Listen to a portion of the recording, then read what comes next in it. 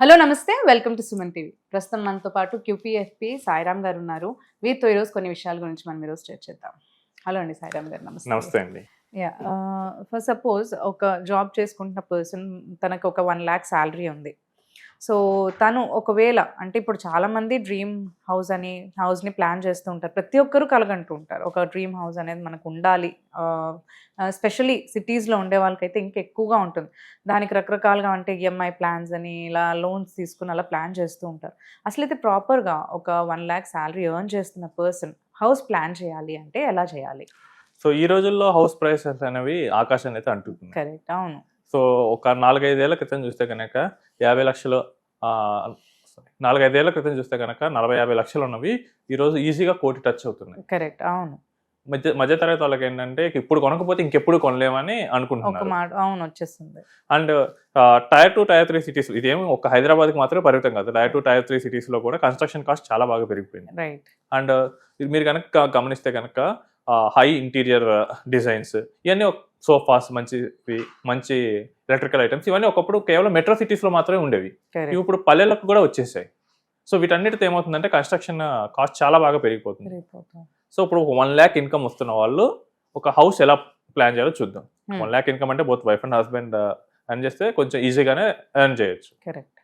So మనకి చూస్తే కనుక మొత్తం తెలుగు స్టేట్స్ కన్సిడర్ చేస్తే ఒక 60 lakhsలో హౌస్ అనేది మనకి మంచి 2 BHK అనేది వస్తుంది.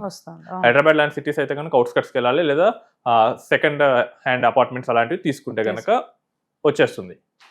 సో ఈ 60 lakhs కనుక మనం బై చేయాలంటే కనుక మన దగ్గర డౌన్ పేమెంట్కి అట్లీస్ట్ 10 lakhs అయితే ఉండాలి. ఓకే. ఈ 10 lakhs మనం డౌన్ పేమెంట్ ఇచ్చి కనీసం మిగతా 50 lakhs లోన్ ద్వారా వెళ్ళి మనం ఈ హౌస్ అనేది తీసుకోవచ్చు. సో ఈ 10 lakhs డౌన్ పేమెంట్ కూడా నేను పర్సనల్ లోన్తో తీసుకొస్తాను, లేదా నేను గోల్డ్ లోన్తో తీసుకొస్తానంటే కనుక మీరు ఫినాన్షియల్గా చాలా పెద్ద మిస్టేక్ చేస్తున్నట్టు. అంటే సేవింగ్స్ నుంచి పెట్టమంటున్నారు? ఖచ్చితంగా సేవింగ్స్ నుంచే పెట్టాలి. ఇప్పుడు అతనికి అంత సేవింగ్స్ లేదనుకోండి, వెయిట్ చేయాల్సిందే. ఒక చెట్టు వేయమనండి, ఓకే, వెయిట్ చేయాల్సిందే. మీకు ఎలిజిబిలిటీ లేకుండా కనుక మీరు ప్రాపర్టీస్ తీసుకుంటే అది రివర్స్లో కాంపౌండ్ అయి మిమ్మల్ని తినేస్తుంది. అప్పుడు వాళ్ళు తీసుకోవాలనుకున్న హౌస్ రేట్ కూడా పెరిగిపోతుంది కదా, మరి తిను సేవ్ చేసే అంతలో ఇన్కమ్ కూడా పెరుగుతుంటుంది కదా. సో కొంచెం మనం బెటర్ గానే తీసుకోవాలి. అంటే మినిమం 20% అనేది మన దగ్గర సేవింగ్స్ గా ఉండాలి. 20% వరకు సేవింగ్స్ ఉంటేనే అట్లా ప్లాన్ డౌన్ పేమెంట్ సేవింగ్స్ ఉండాలి. మనకంటే వాళ్ళ దగ్గర లేకపోయినా వాళ్ళ పేరెంట్స్ అడిగినా కానీ ఇల్లు కొంటున్నాం అంటే ఎంతో కొంత కాంట్రిబ్యూట్ చేస్తారు. కరెక్ట్. సో నేను చాలా మందిని చూశాను, వాళ్ళ పేరెంట్స్ చాలా కాంట్రిబ్యూట్ చేస్తారు. సో 10 lakhs అయినా కనుక 2-3 lakhs ఈజీగా ఇస్తారు. వేరే లోన్స్ కి అయితే వెళ్ళొద్దు అంటున్నారు. దీనికి కూడా లోన్ మీద అయితే వెళ్ళొద్దు అంటున్నారు. ఓకే. సో జనరల్ గా ఏంటంటే ఈ హైదరాబాద్ లాంటి సిటీస్ లో 15K రెంట్ అనేది ఈజీగా ఉంటుంది. ఆ పర్సన్ 15K రెంట్ పే చేస్తుంటే, సో ఇప్పుడు కనుక కొత్త హౌస్ కన్స్ట్రక్షన్కి వెళ్ళాడు అనుకుందాం. సో 50 lakhs లోన్ తీసుకున్నాడు. ఈ రోజు రేట్ ఆఫ్ ఇంట్రెస్ట్ 7.5%. సో మనకి 30 years లోన్ కనుక పెడితే కనుక 35,000 రూపీస్ ఈఎంఐ పడుతుంది. ఆయన కట్టే రెంట్ 15,000. ద మూమెంట్ ఇల్లు కట్టుకున్నాడంటే కనుక ఈ రెంట్ అనేది ఉండదు కదా. సో ఇప్పుడు ఆయన ఎక్స్ట్రాగా బర్డెన్ ఎంత? 20,000. కరెక్ట్. సో ఆ మొత్తం 35,000 రూపీస్ ఈఎంఐ పెట్టుకుంటే 1 lakh 35,000 EMI is standard.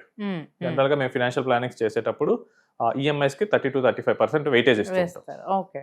So అది కొంచెం హెల్దీ రేషియోలోనే ఉంటుంది కాబట్టి ప్రాబ్లం ఏం లేదు. సో ఈ 35,000 రూపీస్ ఈఎంఐ పెట్టేసి 30 years పెట్టుకొని హౌస్ కన్స్ట్రక్షన్కి వెళ్ళిపోవచ్చు. ఓకే. అండ్ ఇమీడియట్గా నెక్స్ట్ చేయాల్సింది ఏంటంటే అగ్రెసివ్గా కొంతమంది ఏం చేస్తారంటే లోన్ ఉండగానే నాకు వాళ్ళకి నిద్ర పట్టదు ఇక, దీన్ని అగ్రెసివ్గా చేసేసి క్లియర్ చేయాలని చెప్పి చేస్తూ ఉంటారు. మీరు ఎంత అగ్రెసివ్గా చేసినా అది 10 years అయితే పట్టుద్ది. ఇక్కడ మనం తెలివిగా వాడాలి. సో చాలామంది ఏం చేస్తారంటే 7.5% లోన్ ఉంది అనుకోండి, మీరు ఒక 1 lakh ప్రీపే చేస్తే మీకు సేవ్ అయ్యే 7.5% ఇంట్రెస్ట్.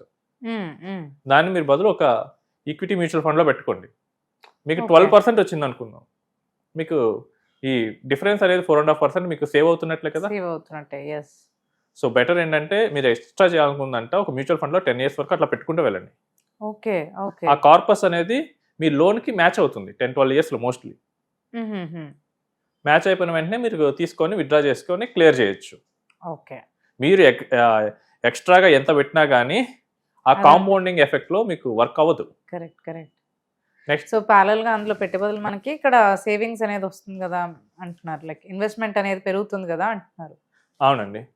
ఇంట్రెస్ట్ నేను ఎక్కువ కడతాను, ఇవేమీ మీకు వర్కౌట్ అవ్వవు. ఇంట్రెస్ట్ ఎప్పుడు మీరు వాడుకున్న బ్యాలెన్స్ మీదే కడతారు, కరెక్ట్. అది కూడా 7.5%. సో ఎవరైనా మీకు ఈ రోజుల్లో 7.5%కి బయట ఇస్తారా? నెవర్. లేదు. సో 7.5 అంటే ఇట్ ఈస్ 60 పైసా వరకు ఉంటుంది. కరెక్ట్. సో మీరు దాన్ని తెలివిగా హయ్యర్ ఇంట్రెస్ట్ వచ్చే దగ్గర ఇన్వెస్ట్ చేయమంటున్నారు.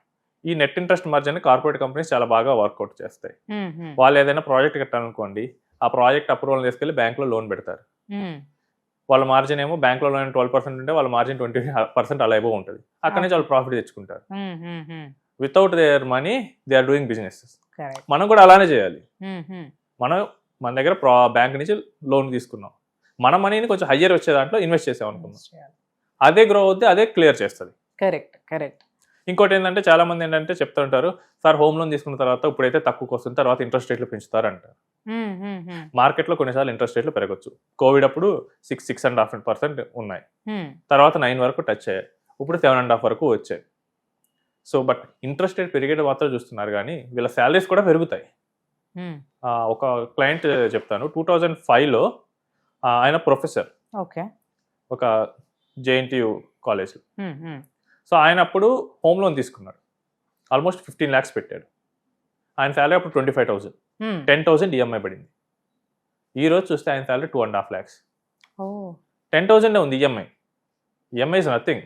10,000 ఈ రోజులు అంటే చాలా మంది ఏంటంటే వాళ్ళ కాలేజ్కి వెళ్ళే పిల్లలకి పాకెట్ మనీగా కూడా ఇస్తున్నారు. సో మనకి లాంగ్ టర్మ్ ఏమవుతుందంటే మీరు గ్రో అయ్యే ఏజ్లో ఉంటే కనుక ఈఎంఐస్ బర్డెన్ కావు, కాబట్టి ఇనిషియల్ ఇయర్స్లో ఈఎంఐ బర్డెన్ గానే ఉంటుంది. కానీ మీరు అందుకనే ఎక్కువగా బెటర్ 30 years అలా స్ప్రెడ్ చేసుకోండి అని చెప్తుంటాం. మీరు కనుక ఇన్కమ్ కనుక పెరుగుతూ ఉంటే కనుక ఈఎంఐ అనేది తగ్గుతూ, అంటే మీకు ఈఎంఐ కట్టే రేషియో అనేది తగ్గుతూ ఉంటుంది. ఇంకా మీరు తొందరగా క్లోజ్ చేయాలనుకోండి, ఇప్పుడు 1 lakh 1%, నెక్స్ట్ ఇయర్ హైక్ వచ్చింది 10% వచ్చింది, 10,000 పెరుగుతుంది. So instead of paying 35,000 37,000 pay చేయండి. అప్పుడు మీకు 29 years పే చేయాల్సిన ఈఎంఐ 24 years తగ్గుతుంది. 5 years సేవ్ అవుతుంది. రైట్. సో మనకు హైక్ వచ్చినప్పుడు 2,000 అలా పెంచుకోండి. సో ఇలా మీరు కనుక కరెక్ట్గా ప్లాన్ చేసుకొని ఫినాన్షియల్ అడ్వైజర్ని కలిసి లోన్ ఎలా తక్కువగా చేయాలి, బెటర్గా ఎలా క్లియర్ చేయాలి, సో ఇలా చేసుకుంటే కనుక ఈజీగా తీసుకోవచ్చు. కరెక్ట్. అడ్వైజర్ని కనుక మనం కన్సల్ట్ చేస్తే ప్రాపర్ ప్లానింగ్ అనేది ఇస్తారంటారు, రైట్? యా. ఓకే అండి, thanks for sharing the information. Thank you so much.